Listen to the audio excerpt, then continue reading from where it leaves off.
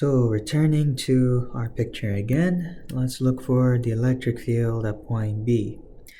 So now we're not going to look at point A. So we're going to erase a lot of this stuff. So this goes away, that goes away. None of these angles apply anymore. This distance is gone. This is no longer our point of interest. So that goes away, that goes away. Everything else on the bottom is still true.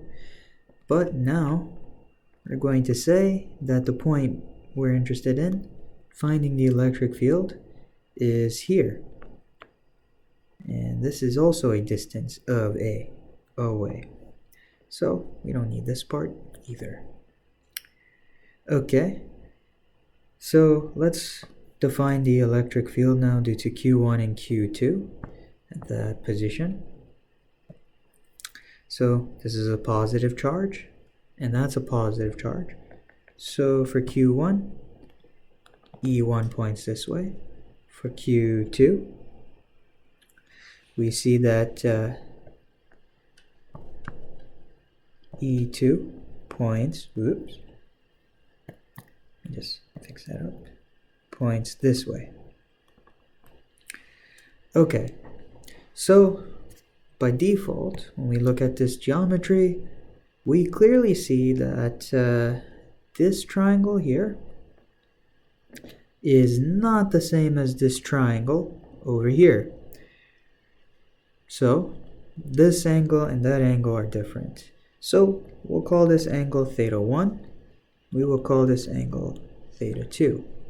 And they're going to affect our analysis of the situation now.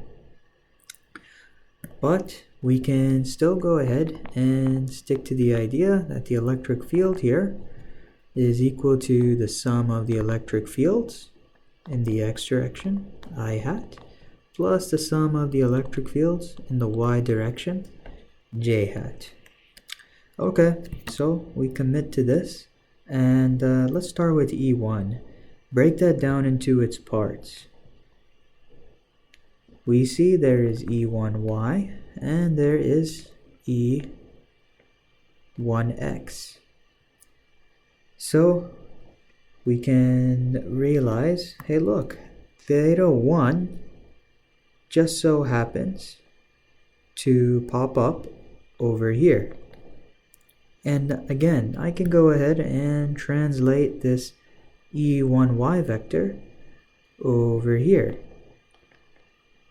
and make a right triangle. So hopefully you see now where I'm going with this. So I can do the same thing with E2 in like manner, where I see that this will be E2x, this will be E2y, and theta 2, again, we just follow this geometry. Theta 2 will pop up over here, and we have another right triangle. Now, these two right triangles, not the same. But we can deal with this. So let's go ahead and fill in the gaps for E1y and E2y. Because those are components that are pretty easy. They're going to add. So let's take those triangles here out of context. So try to draw this as realistically as I can as possible. But little disclaimer, they won't be drawn to scale. Not an artist.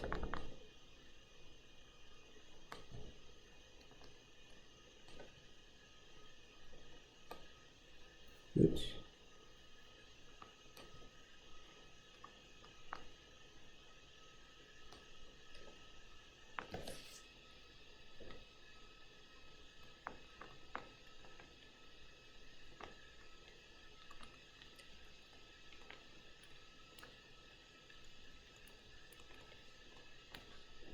Okay, so there we go. So we can see here that actually let's just fill in what E1y, and let's just fill in the components for E1 and E2 straight up. Let's just do that. That might be better. So we see that E1 is equal to E1 xi hat plus E2 E1 yj hat, and then using our single charge definition, this is pretty easy. It's going to be E1 times cosine of theta 1 I hat plus E1 sine theta j hat, sine theta 1 j hat, and that's E1. So we can also do the same thing with E2. E2 is equal to E2 xi hat plus E2 yj hat. And likewise, we can say E2, should put the bar on top because these are vectors, is equal to E2 cosine theta 2 I hat plus E2 sine theta 2 j hat. And now we have our two vectors. So we're gonna keep following this up in another video.